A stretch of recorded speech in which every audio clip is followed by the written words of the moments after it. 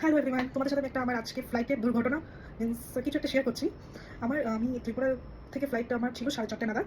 তো ফ্লাইটটা ঠিকঠাকভাবে take off করেনি, বাট ল্যান্ডিং টাইমে দিল্লিতে বিশ্বাস করবে না, ফ্লাইটটা লিটারলি নিচে চলে গেছে, তারপর আবার উপরে উঠেছে। উঠে 10 মিনিট ঘুরে আবার নিচে নামার চেষ্টা করেছে, আবার উপরে উঠেছে। থার্ড টাইম করার চেষ্টা করেছে, থার্ড টাইমও নামতে পারিনি। তারপর পাইলট বলেছে না, আর দিল্লিতে ল্যান্ড এখন হবে না, আমরা সবাই এখন চণ্ডীগড় না হলে জয়পুর, যেখানে ওয়েদার ভালো। তো চণ্ডীগড় হয়তো বা ওয়েদারটা ভালো ছিল না, তার জন্য চণ্ডীগড় ল্যান্ডিং হয়নি, জয়পুরে ল্যান্ডিং করেছে। ল্যান্ডিং হয়ে বলেছে যে 1 ঘন্টা ওয়েট করতে, তারপর আবার দিল্লির উদ্দেশ্যে রওনা দেবে। কিন্তু কারোর হিম্মত ছিল না আবার ওই সেম ফ্লাইটটা করে দিল্লি যাওয়া। বিশেষ করে তো মানে ফ্লাইটে অর্ধেক অর্ধেক মানুষ মানে ফ্লাইট ছেড়ে মানে নেমে গেছে, বলছে ফ্লাইট লাগবে না, আমাদের ছেড়ে দাও, আমরা এখান থেকে কিছু একটা করে চলে যাও। তো আমি সত্যি বলতে কি আমিও পারিনি, খুব অ্যাংজাইটি হচ্ছিল, মানে আমি আর পারছি না। তো বাড়িতে ফোন করেছিলাম, বাড়িতে মা বলছে না না এই ফ্লাইট আর নিতে হবে না এখন, আজকে এত যেহেতু হয়ে গেছে, ভয় পেয়ে গেছি, এত কিছু হয়ে গেছে, তো ছেড়ে দে, থেকে যা, 1-2 দিন ঘুরে তারপর দিল্লিতে চলে যাও। তো ঠিক আছে, আমি সঙ্গে সঙ্গে হোটেল করলাম, হোটেল করে চলে আসলাম। তারপরে ওরা দিচ্ছিল না, সিরিয়াসলি ওরা বলছে না এরকম ভাবে হয় না। তখন আর সবাই মিলে বলছি না আমরা তো এই ফ্লাইটে আমরা চলবো না, আমাদের আর এখন মানে লিটারলি সবাই এরকম ফিল হচ্ছে যে নেই, মানে আজকে শেষ। আর সকাল থেকে মা আমাকে বলছিল আমার মনটা না কেমন কেমন করছে, আজকে ফ্লাইটটা ওয়েদারটা ভালো না,